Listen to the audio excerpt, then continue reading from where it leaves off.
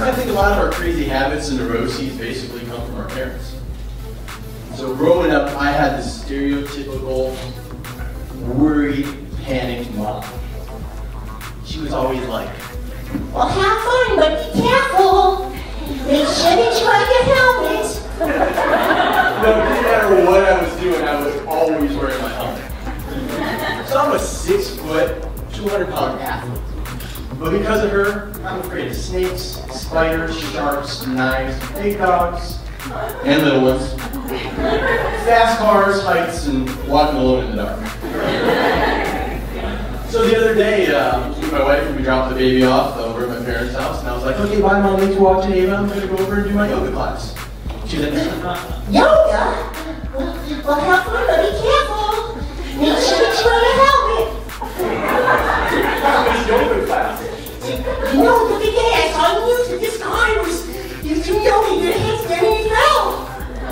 He could have died. I can't believe I'm the only guy who wears a helmet in yoga class.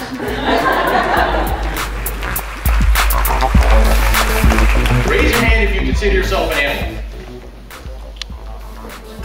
Come on, you guys all study the animal kingdom. You guys don't consider yourself an animal? Absolutely not. We're better than animals? Then how come we are the only unintentionally overweight, sick, diseased animal on the planet if we're better than the rest of the animals? Because I'm pretty sure that we're all animals here, and that most animals are healthy, happy, vibrant. They're not counting calories, they're not sick, they're not weighing themselves every day, they don't have self-esteem issues. I would have to say that we are an animal, but we're not at the top of the food chain even though we think we are.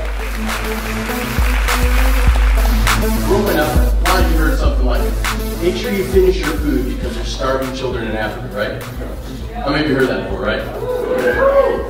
Now, is me licking my plate clean gonna feed the starving children in Africa? You know what the moms say in Africa? You gotta put down your fork. There's fat kids in America.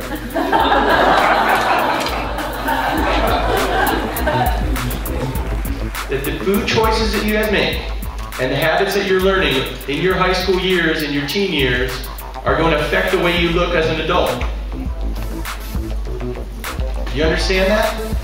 The choices that you make, these are not your ancestors' choices, these are not the adults' choices, these are the choices that you guys make here as kids, are going to affect not only the way you look, but the way you feel, whether or not you're getting bullied, your confidence, the way you carry yourself, whether or not you're going to be getting a particular job or not, because the way you look carries over to the way you feel, carries over to the way you carry yourself, and usually people don't get bullied when they have a whole lot of confidence. And where does confidence come from? Within. And how can you have a lot of confidence if you're running around with no energy? So the recent stats show that an average teenager spends 53 hours a week online. It's pretty crazy, right? It's like 7.5 hours a day. So everybody's freaking out, nobody knows what to do about it, but don't worry. You know me, I've come up with a solution. It goes a little something like this. It's called the Facebook workout. So it goes a little something like this. So I'm just going to show you guys, and then you can go try this at home as well. So it goes, search for hobbies. Search for hobbies. Search for hobbies. Search for hobbies. Block the creepers.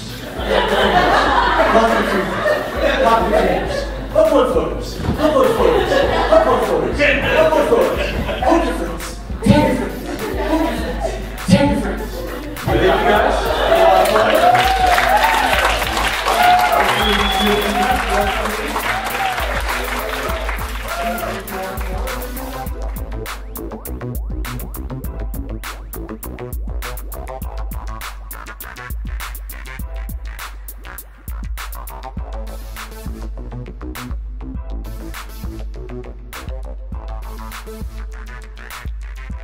Thank you.